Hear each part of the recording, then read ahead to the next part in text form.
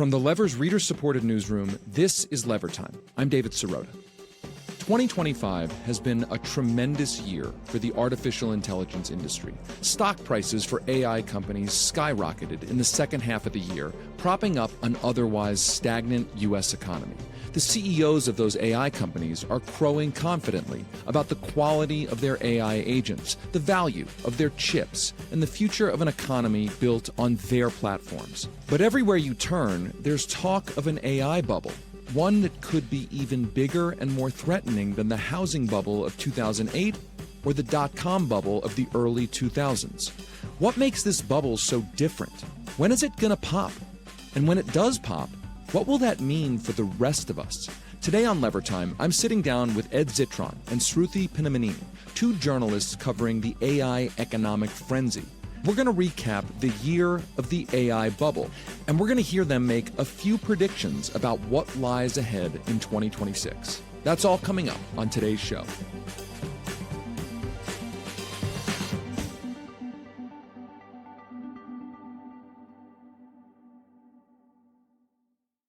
It's only a matter of time before someone else sees this investment. We have to act now. This month marks the 10th anniversary of one of my absolute favorite movies, The Big Short. It's a film about the 2008 housing bubble and financial crisis. It was directed by my buddy, Adam McKay. The movie was based on a book by the great Michael Lewis. One of my favorite characters in that book and the movie was a razor-sharp, idiosyncratic investor named Michael Burry, played by Christian Bale. He saw a housing bubble where others did not. Anyone can see that there's a real estate bubble. Actually, no one can see a bubble. That's what makes it a bubble. That's dumb, Lawrence. A lot of Americans remember the 2008 financial crisis after it started. The bank failures, the upside-down mortgages, the layoffs, the heartbreak, the chaos. I produced a podcast series called Meltdown about the aftermath of the housing bubble and how that crisis created the conditions for the political hellscape that we're now living in today.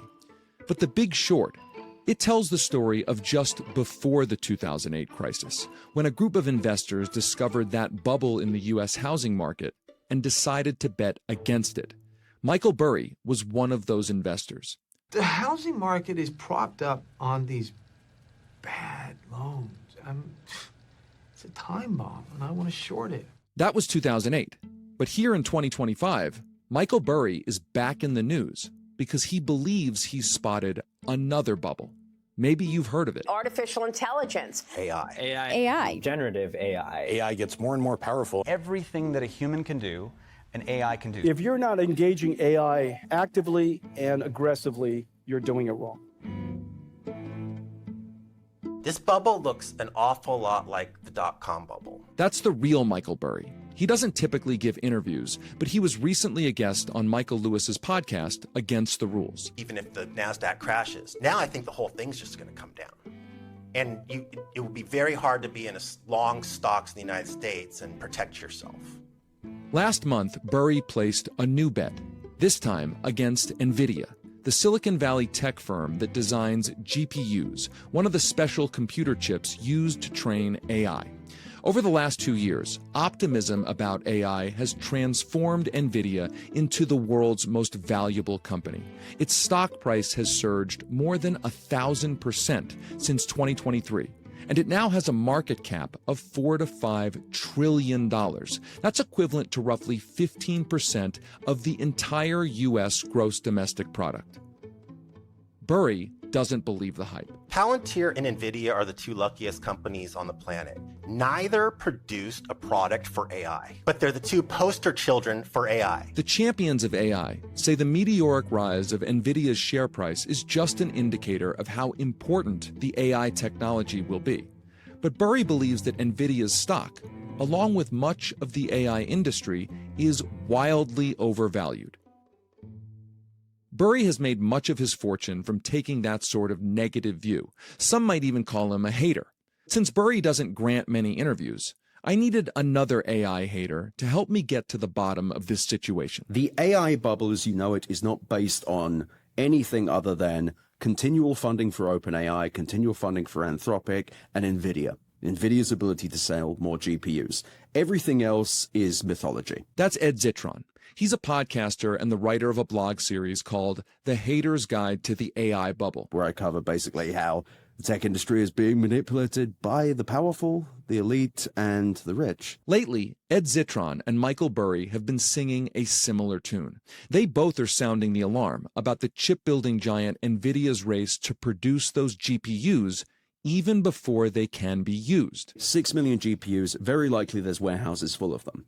I believe those photos could come out, and I think the visual of thousands of GPUs sat unused, they will shock the market. They'll show the market that there is an oversupply of GPUs. It's no longer a hot item. And because those chips are being made before the infrastructure that's needed to run them, there's a risk that they'll be obsolete before they can be used. It's unclear how quickly those chips are depreciating in value, but according to some pessimistic takes, these chips could lose most of their value in 4 or 5 years. They still have some value, but they are less valuable. And the question is, how much less valuable? That's Sruthi Pinnamaneni, editor of Search Engine, one of my favorite podcasts. In her recent investigation into chips and data center depreciation, Sruthi argues that the 2025 chip building frenzy is not driven by real consumer demand, which could be one telltale sign of a bubble. They're spending that money to win the AI race, whatever that means. So it's not like there's that many people paying that many billions for this amount of AI in their life. But we don't know how that race is going to be won, if it can be won. We'll hear more from Sruthi later about how part of the AI bubble is being built with stale chips and expensive data centers. But it's not just Nvidia and GPU chips inflating this bubble. Financial bubbles are often built on a faulty set of beliefs. For example, in 2008, many investors believed that the U.S. housing market could never crash. In 2025, it's the false belief that tech entrepreneurs are geniuses and that geniuses can never make mistakes. Here's Ed Zitron again. You have to say, why are these people so rich then? Why? They're smart, right? They're smart. That's why they're rich. It's not because of opportunism, boys club bullshit. It's not cliques. No. It's because they're so smart. And they'd never, ever sink so much money into something that wasn't the future. Alphabet, Meta, Microsoft, and Amazon collectively estimate their capital expenditures into AI will reach almost $400 billion in 2025. CEOs across so many industries are investing in an AI future. They're seeking a more profitable, low-cost replacement for their human workforce. The Trump administration has committed billions to this endeavor. And the owners of the pop star celebrity AIs, the interactive language models like ChatGPT, Claude, Grok, and Gemini, they're running expensive advertising campaigns that promise these platforms are going to solve every little problem in your daily life. Gemini, my wedding ring just went down the drain. Show me where to start. So far, most of these hopes and dreams have not panned out. And here, at the end of 2025, it seems like everyone is starting to wake up. Sam Altman, the CEO and founder of OpenAI, the company behind ChatGPT, he's been publicly projecting skyrocketing profits for the end of 2025, while also internally sounding a so-called code red alarm to his company after the epic failure of ChatGPT's latest update. CEOs around the country are admitting that they can't find competent AI labor, and many C-suite executives say they already regret the AI-related layoffs they've made so far. Wall Street is still investing heavily in AI, but many investors are scrambling to insure their trillion-dollar investments in AI infrastructure against defaults. And this is where the Big Short metaphor seems particularly poignant. The housing market is propped up on these bad loans. It's a time bomb, and I want to short it. Through what instrument, Michael? In the lead up to the housing crisis, Burry, the star of The Big Short, he was investing in something called credit default swaps, a technical term for an investment that lets you bet against others' investments. Well, guess what? Bloomberg News recently reported that the banks lending money to build data centers are also buying credit default swaps on those tech companies' debt. In other words, the lenders are also hedging, or really betting against, their own loans because the banks are not confident the loans will be paid back. Meanwhile, here in the real world outside of Wall Street, the rest of us are being dragged along for the ride. Why? Because all of these investments, which are often secured with debt, are tied to the real economy. Behind all this capital are 401ks, pension plans, mutual funds, university endowments, and pots of insurance premiums, portions of which are effectively being wagered on the AI industry, sometimes without your permission or even your knowledge. Fund managers are literally putting your future at risk. And for what? Well, not much, it turns out. A recent study conducted by OpenAI itself found that American workers save less than an hour of time working a week thanks to AI. But there has been a shift. As 2025 draws to a close, no one seems to be denying the potential of an AI bubble. It's here. It's real. But I've still got questions. How did we get here? How much larger will the AI bubble get? Who's getting rich off these faulty beliefs? And what's really going to happen to the rest of us if and when the bubble pops? When we come back, Ed Zitron helps me find some answers. That's after the break. Welcome back to Lever Time. I started off my conversation with tech journalist Ed Zitron by asking him how he went from working in tech to becoming a self-described AI hater. So I was relatively naive in the past. I believed the tech industry was something that was building real things, and I guess that might have been the case up until about 2015. And I've just watched over the years, and as I've actually forced myself to kind of learn more, because I started writing my newsletter in 2020, when I started to dig into the real underbelly of it, the finances, what these companies were promising versus what they're actually delivering, I got to admit, I became a little cynical with it. But as I looked into it, I just saw two very different things. This public-facing statement of AI is the biggest thing ever. It's the most important thing ever. It's going to make so much money. It's going to be amazing. And then you went and looked, and, well, it didn't seem to do any of the stuff they were talking about, and it wasn't even making much money. Salesforce just gloriously announced they make, tens of millions of dollars a month selling AI, which is terrible for a company that makes billions.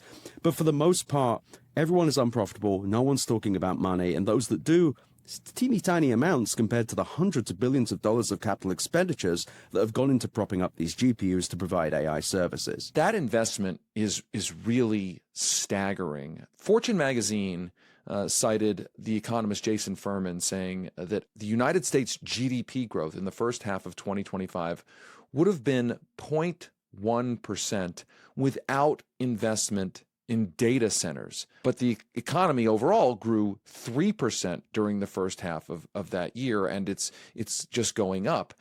How are tech CEOs justifying these investments? So it's a wider economic theory that I have called the rot economy, which is everything's based on growth. The reason I bring this up is that all of these tech CEOs have been looking for the next big hypergrowth market. It's been a long time since cloud computing. They've got a lot of money out of cloud computing. Software as a service, big deal. Smartphones, okay. Since about 2015, the tech industry hasn't had a new thing. Even smartphones were great for Apple, kind of good for Google, great for Samsung, but beyond that, we've kind of eked out every iota of profit we can have. So these companies now, they need a new big thing. So around 2021, we had the metaverse, we had crypto, we had all of this AR, XR, VR nonsense. That was everybody trying to find the next big thing. So we had this situation where venture capital ended up getting quite stymied because you had a bunch of crap companies invested in 2021, 2022. Venture capitalists couldn't sell their stakes because the companies sucked. And it was a bubble in and of itself. The 2021 bubble, someone needs to do a book about that. It's 2021 drove the world more insane, I think, than 2022 in many ways. But nevertheless, venture capital had reached a point where they weren't getting more money from their limited partners. Then AI comes along. AI is great for a few reasons for executives. One, Monday, I'm sure you'll connect with this in particular. Monday CEO, not really obvious what they do all day. They love to say, oh, Jensen Huang said on Rogan he reads 7,000 emails a day. Shut up, Jensen. But you don't really know what they do, neither the stockholders. But you know what stockholders can point at. They can say spending money. And AI is a marketing term. Emily Bender, Alex Hanna, the AI con, coined that. It's a marketing term. It doesn't really mean anything. But every stock that mentioned AI, number went up. So how do you prove that you're super into AI? You buy stuff. You're an executive. What can you do to actually prove you have a job? You buy things, you fire people, you hire people. Maybe you buy other companies, I guess. So all of these GPUs were bought kind of based on FOMO. It was just this thing of, this is the thing we've all agreed to do.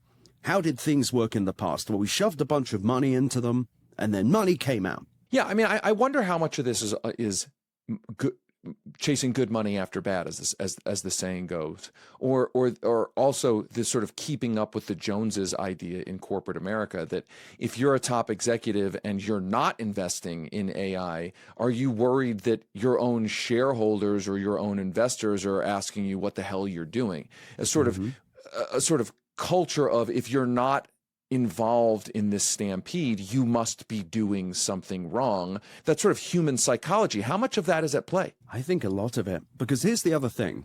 So Nvidia claimed that they shipped 6 million Blackwell GPUs. Now, I've confirmed with sources that this was specifically AI GPUs. 6 million of these. So, doing a little napkin maths, that's about 10 to 12 gigawatts of required power. We've not built anywhere near that many data centers in the last year, and this is in the last 4 quarters. So Michael Burry actually just said this, but I said it 2 weeks ago, Michael. But there are likely millions of GPUs sitting in warehouses waiting to be turned on. So it's not just, as you said, this human psychology of I must double and triple and quadruple down. It's I must keep buying these things even when I don't need them. Satya Nadella of Microsoft said in an interview a couple of weeks ago that he has chips sitting in inventory that do not have power to turn on. I think this is one of the most insane things that's ever happened in history, because I think that Nvidia is pushing billions of dollars of GPUs on companies that cannot install them. And it is that shareholder pressure as well. I mean, all year we've had we saw Apple Intelligence, one of the greatest radicalizing events against the tech industry I've ever seen. Never seen anyone dislike a product more than Apple Intelligence. But Apple was getting these stories all year being, Apple behind on AI. Apple doesn't have an AI strategy. It's like, oh, I'm so sorry. Do we want Apple Copilot? No one likes this stuff. It's actually putting aside the environmental cost and the stealing and the horrible people that love it. It's also just annoying. I'm on Google Docs and I'm trying to write something. It's like, do you need help? No. Totally. Stop. Gemini, stop bothering me. Like, go away. Leave me alone, Gemini. Yeah, it's like from back in the day when like Clippy, the Microsoft guy, the little icon would come out and ask if you want any help or whatever. It's like, no, Clippy, I want you to go away. So you mentioned Nvidia, and you wrote a blog post recently comparing Nvidia to Enron. And for folks who don't remember or aren't old enough to remember what Enron was, just tell us why you used that metaphor, and at the root of it, what you call these weird circular deals are. Tell us about that. So, Nvidia put out the funniest note I've ever seen. This sell-side analysts saying they were not Enron. That was the big thing they were saying, because there was a Michael Burry statement and then this AI slop article that got a bunch of stuff wrong. And they were like, we're not. No, it's so much funnier. I mean, if you're denying that you're Enron, like preemptively denying that you're Enron, that's a warning sign, man. It gets even better, though, because like, we're nothing like Enron. By the way, we're also nothing like WorldCom, and we're nothing like Lucent. It's just, mate, I was not asking. What are you talking about? But they're not like Enron was actively corrupt and criminal. They were taking debt, putting it in SPVs, letting the SPVs die. It's kind of like Lucent, in that Lucent's big thing was vendor financing. Lucent were their famous WinStar deal, where they did a $2 billion deal with WinStar Communications, long dead, where they loaned them money that WinStar would then pay. They would pay them as well as the debt. But the big thing there was Nvidia is not doing that. What Nvidia is doing instead is investing in these companies called neoclouds, like CoreWeave, for example, my least favorite company in the world. These companies, these neoclouds, all they do is they build AI data centers and they rent the GPUs out. Unprofitable, horribly unprofitable, and requiring billions of dollars in debt. Now, CoreWeave, invested in by Nvidia, their IPO propped up by Nvidia, and you'll never guess what, Nvidia is also one of their customers. Now, you may ask, how does CoreWeave, an unprofitable company, raise debt? How would that happen? Real simple. They take those GPUs that they bought from Nvidia, and then they take the contract with guaranteed compute from Nvidia, and then they raise money And you'll never guess what they buy with that debt. More GPUs. And that is the circular financing situation. There's a company called Lambda. Nvidia is doing exactly the same thing. Nvidia, one of their largest customers. Lambda, raising debt. Well, they're trying to go public next year. Raising debt, buy GPUs. Nvidia isn't doing vendor financing that I know of.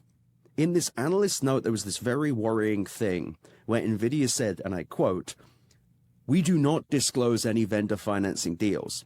Now, just to be clear, people are meant to read that and say that they do not have any. No, that sentence says they don't disclose any, so we do not know.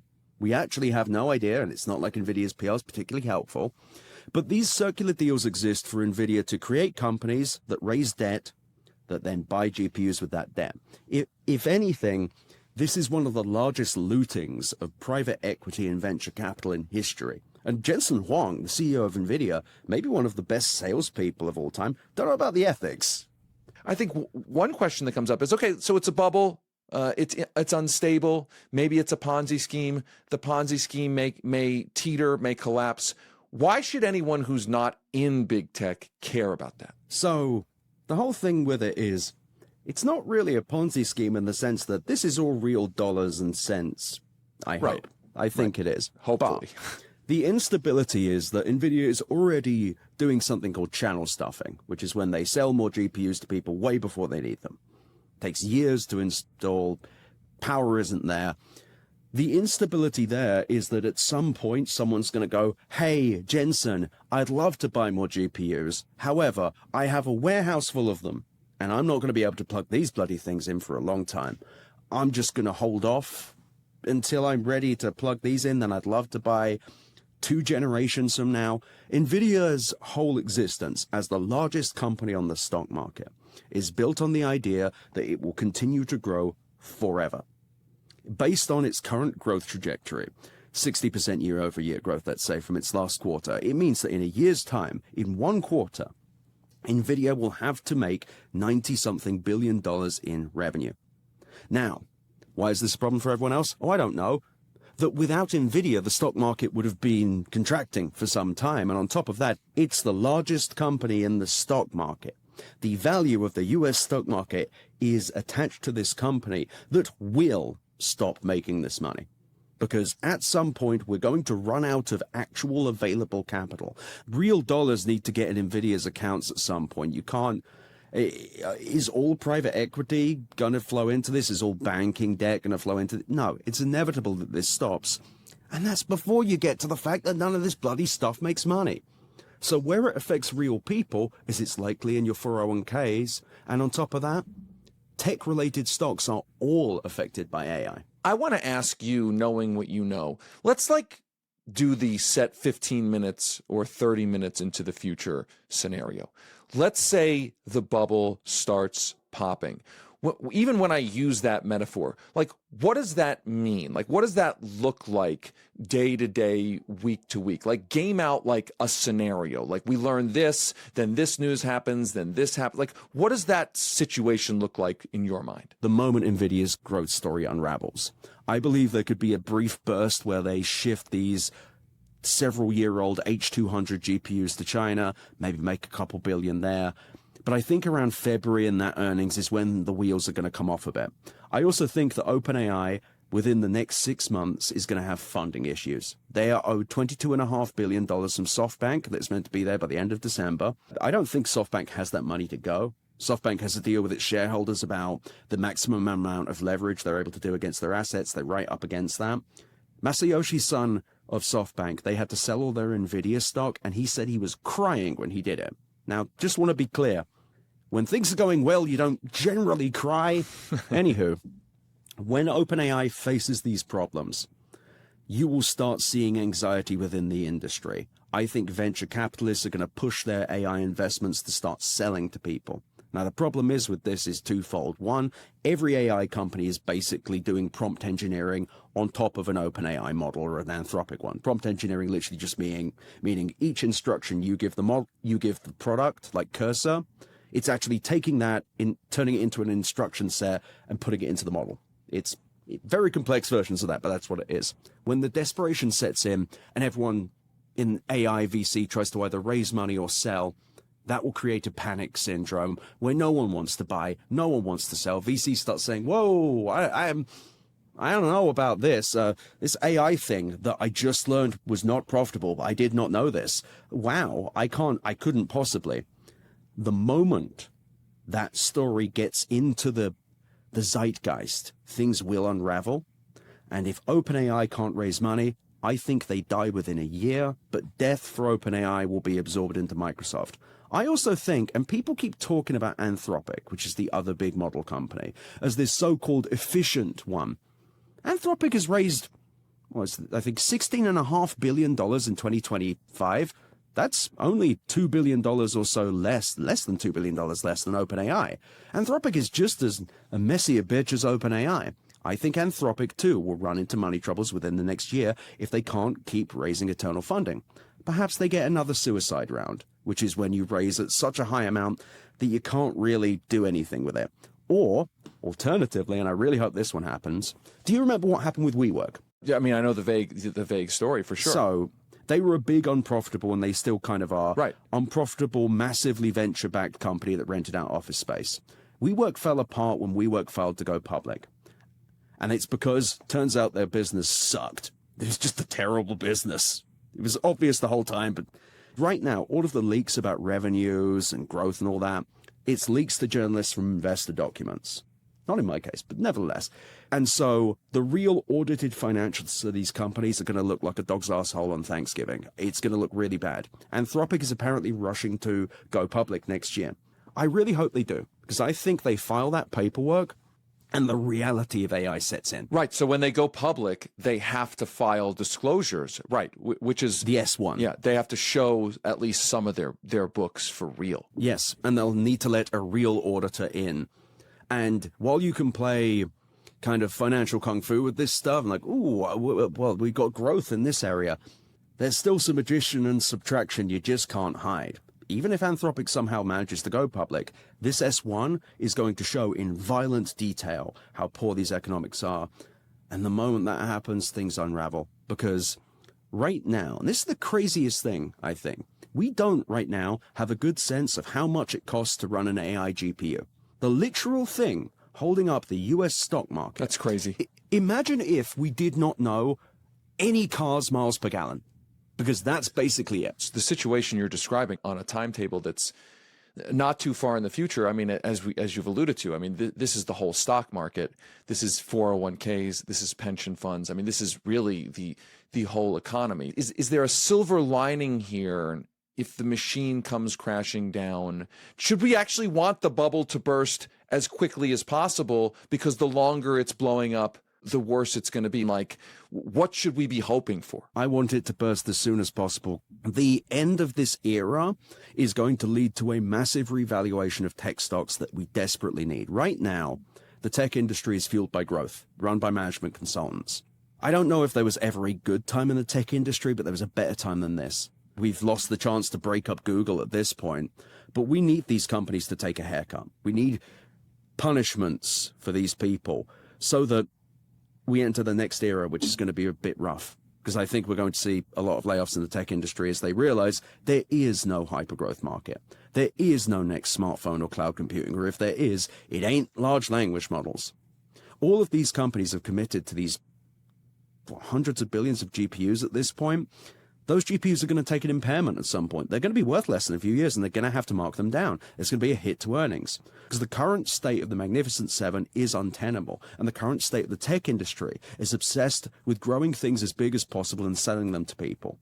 But the hubris of the last few years has been, what if nobody's buying, and what if we're not actually building anything worth anything? Ed Zitron is a journalist, host of the Better Offline podcast, and author of the forthcoming book, Why Everything Stopped Working. That's coming out in 2026. Ed Zitron, thank you so much for taking time with us. Thank you for all of your reporting and your writing, which I read voraciously. Thank you for continuing to try to hold the tech industry accountable. Thanks so much for having me. We're going to take one more quick break. When we come back, Sruthi Pinnamaneni from the podcast Search Engine will explain how Elon Musk and the rush to build data centers further inflated 2025's AI bubble toward an epic explosion. Don't go anywhere. Welcome back to Lever Time.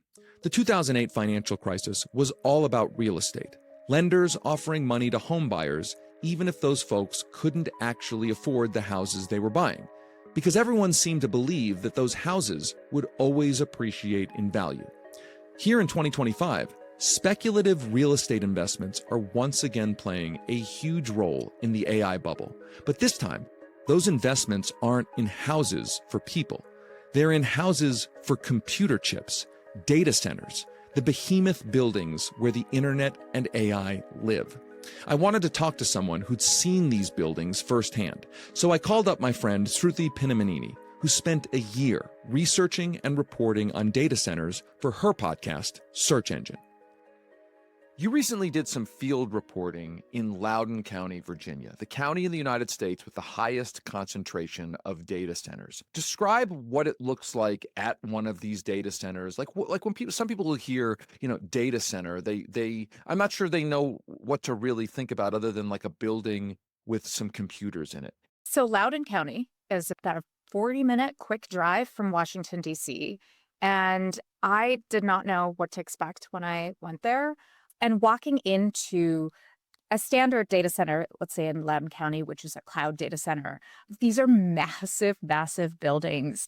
And one thing you notice about them right away that makes them a little different than your average massive office building is that there's barely any cars outside. So not many people working in these buildings, just a few technicians. And then you go in and it is very much straight out of Severance. If you've been watching that TV show, it's like just a maze of white corridors. Everything's very like clean and sort of futuristic looking, but airless in a way. You don't see people. There's a big kind of power structure, infrastructure outside with, the transformer and power lines that are entering the building. There's massive air conditioners that cool the data halls. And then within the data halls, they're again, these kind of eerily empty, very loud. It's true what they say. It's a very big, very loud hum. And then, of course, inside the servers is the computers that house all of the data, everything that we're doing, even this conversation that we're having on Riverside, right? That is going through a data center somewhere. But it is extraordinary. Their clusters of data centers have been developing over many, many years, right? So kind of started when the cloud took off, starting in the 2007 and up, really took off according to the man that was the architect behind this data center alley, as it's called. It really took off in 2017 and has been growing in big spurts, say during the pandemic when none of us really thought about it. But all of our additional internet use meant that these data centers were mushrooming through this county in Virginia. And the actual area, like when you're driving through it, again, there's residential areas and the data center areas are a little separate, but there's just so many of them. And there's data centers that have been around for decades at this point. And then on top of them, like literally next to and around, they're building just more and more data centers. And I want to make a distinction between cloud data centers and AI data centers, right? Yeah. What is the difference? The difference? Well, sorry, let me get a little nerdy on you. There's within AI data centers, there's AI inference data centers, which are like if you type out a question into ChatGPT, this is the kind of data center where your query gets sent and there's a response, and then that response gets sent back to your computer. There's training data centers, training as an AI training. And those kinds of data centers tend to be really massive and do not need to be near an urban center because they're not actually dealing with queries. And so the kinds of AI data centers that are in a place like Loudoun County, which is much closer to like urban populations, those tend to be inference data centers. They're smaller, require a little bit less energy, but they still require more energy than, say, a cloud data center. Cloud data centers need less in terms of just power use because they are predominantly built off of different chips, not Nvidia chips. And they also require just less water because they use a different cooling system, which is air cooling. AI data centers, both inference and training data centers, are heavily GPU based, right? And GPUs are very power hungry. So that gets to the question about the bubble. Part of the reporting that you do that I found so fascinating and disturbing is on the depreciation of the chips that are the basic building block of AI systems. Okay, so the thought that came to my mind is that the housing bubble was at least built on the build out of a physical asset, a house that has some value. Now, they might have been overvalued, but at the end of the day, the economy crashes. There are still lots of houses. Some people got foreclosed on and thrown out of, but the house still exists for other people to move into. What you describe in the depreciation of chips is potentially overvalued huge investments in the build out of chips in which the chips are not like a house. They don't necessarily hold their value and potentially over a course of a number of years, any real value after a certain amount of time because they become obsolete. So it's arguably an investment built on sand. First question I have is, how do they go obsolete so quickly? What does that mean? They go obsolete? Like it's a GPU. It can do something today. Can it do that same thing tomorrow? The important thing to say right off the bat is we don't know. This is the first time that we're building this many data centers with this much money this quickly, right? So we're in a race. People don't have time for all these nitpicky calculations and to really debate the assumptions that are being made here. But what was shocking to me, and it took me months to get to this point, right? There's a couple things you need to know about the bigger picture before we talk about the depreciation of the specific chips. So first off, data centers, AI data centers, extraordinarily expensive. Most of that cost is not the building, the really complex water cooling systems, even the power. It is the chips. So everybody, the big CEOs, Mark Zuckerberg, Elon Musk, the chip that they want to use is the Nvidia chip, right? They want the best performing latest chips. And so when they're building out their training centers, their AI training centers, they're all kind of making deals with Jensen Huang and Nvidia to get as many chips as they want. And very quickly, the race became a race for who can get the most chips. Because as you keep kind of moving up the ladder, as Nvidia keeps releasing more better chips, everybody wants the one that was just released. I think about Mark Zuckerberg, on a computer, he wants the best Xbox. He wants the best. It's just this sort of, I need the best computer. Yeah. And there's this VIP ego factor somehow where it's you can't just use any GPUs, right? You'll see them really trumpeting how many Nvidia GPUs they got. And I want to say not every company's doing this. Google has TPUs. There are some companies that are treading more cautiously and looking at here's a totally different way to do data centers. Maybe we can connect multiple data centers across the country. Not everybody's piling money into single giant structures with the most Nvidia GPUs. But let's talk about the ones who are. So they're spending the most money on these Nvidia chips. And the issue is that Nvidia releases a new chip every year, every couple years. And so I talk about Elon Musk in the story, who built Colossus One last year, 2024, spent an immense amount of money, billions of dollars on the chips on this data center facility in Memphis. And this year, he's building a much larger facility, also in Memphis, that uses more Nvidia chips, but he doesn't use the ones he used the last one. Those were the H100s. This facility is going to use 1 million Blackwell chips. And when I say chips, it's really Nvidia does entire systems. And the fact that it's in Memphis, the metaphorical connection to ancient Egypt and the pyramids, it's almost too on the nose. Colossus, right? It's just that name. It just feels like we're talking about a modern technological version of the pyramids. I think Elon himself, he did even talk about the pyramids in ancient Egypt at some point when he was talking about why Memphis.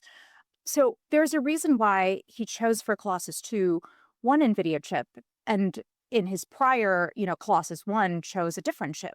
So it's not that the chips are within a year obsolete in the sense of they've totally lost their value. They still have some value, but they are less valuable.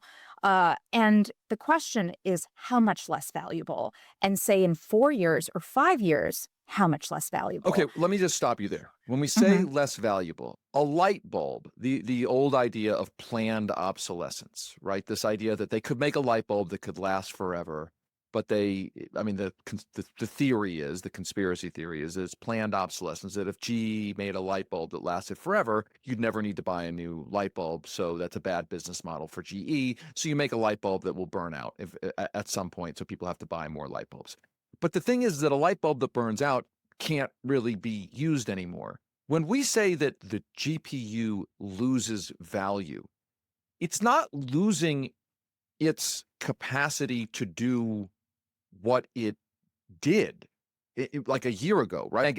Maybe there is a physical degradation part of this, but so what do we mean when we say it loses value? Because it's not like the light bulb that burns out. What are we actually talking about there? So Nvidia is almost too good at what they do. And they're already making chips that are more energy efficient, better at processing, way more powerful. And so you're getting more bang for your buck. So if you're going to spend a ton of money on the chips, you would probably spend the money on the best chip. There's an idea, I want to say, when people in the AI industry are trying to defend these giant purchases, you'll hear them say, for instance, because remember, Elon Musk, XAI is taking enormous loans in order to fund these projects. And so eventually they do have to answer some questions. So one answer you'll hear is, oh, well, even if, yes, we agree that you want to use the latest Nvidia chip for training, which is the most sort of important part of this process, but then we can just use those older chips, we can use them for inference instead, because those don't have to be as powerful. Right, because they can still do something. The problem is that inference data centers need to be, as I said, near an urban center, right? So there's a reason why there's a ton of them in Loudoun County. And so I'm not sure how these enormous facilities in Memphis, or they're building them in much more remote areas. I'm sure you've heard about the OpenAI one that's going to go in Abilene, Texas. They really are some of these in the middle of nowhere. I'm like, but how do you connect those to this? I see. How does that actually happen? These are questions, right? And I don't know that anybody has a great answer. You can't just move chips. It's very difficult. Some people say, oh, well, we'll rent some of the chips to another company. And I'm like, if Colossus is meant to train Grok, it's hard to say, well, we're going to rent a small number of chips to another company. These are, again, all untested models. The bigger question for me is, well, what if competitors to NVIDIA GPUs, some of these really powerful, well-funded companies like Google, what if one of them comes up with an alternate system, a different type of chip that uses a completely different way to get to whether it's training or inference than all of these billions of dollars that people are spending, not because of consumer demand, remember that, right? They're spending that money to win the AI race, whatever that means. So it's not like there's that many people paying that many billions for this amount of AI in their life. It's to win a race, but we don't know how that race is going to be won, if it can be won. And again, I say this as a person who uses AI in my life in smaller ways, not to make videos on Sora, but I do use it to, help me with my taxes or help copy edit an email to my son's teachers. I see it as a right now useful tool, potentially way more useful. But I don't know the amount of money that's being spent without much time to think through what we're building and why. It's one of these moments where I'm like, you look at the system of capitalism that we have ended up in, and I'm like, I think this is vastly inefficient. I guess the last question I have for you, having done all the reporting that you did, what are the things that everybody should be watching for, that you'll be watching for, the telltale signs over the next few months, the next year, oh, I'm going to be looking at this earnings report, or we're going to know a lot more when we see this? What are those things that we should all be watching out for? There's one finance reporter I spoke to. We were talking about the various competitors in this AI race. And I said, I guess the one bright side is that we'll have an answer in our lifetime of who won, who lost, who made the most catastrophic decisions. And he said, not within our lifetime. He said, within the next couple of years. So let's take XAI, for example. XAI absorbed X, right? And so they can say, oh, we have $100 million in revenue from X. But X's revenues, as we know, their ad revenues, not been great. have been falling since Elon Musk took over. And Grok still doesn't have much in the way of subscriptions. And so you have a company, riffing the numbers a little bit, that has $100 million in revenue, but is taking out many billions of dollars in loans, high interest loans, because people do understand these are risky investments. So they're burning about $1 billion in cash with some handful of millions coming in from revenue. And so it's just, these are increasingly untenable situations. And either they need to, again, hit that commercial nirvana point pretty soon, so say within the next few years, or we're going to start to see a fallout. So there are companies like XAI that I am watching. I find them to be specifically interesting, both because Elon Musk has pulled off some miracles in the past, right? Like, this person is certainly a savvy operator. And yet there's something about AI that seems to be making a lot of these tech CEOs a little crazy, where they're just like, yeah, it's this is the thing that they're sinking everything into. And then in a broader sense, I am really spending a lot of time looking at power. How is the US going to generate enough power to just fuel these behemoths?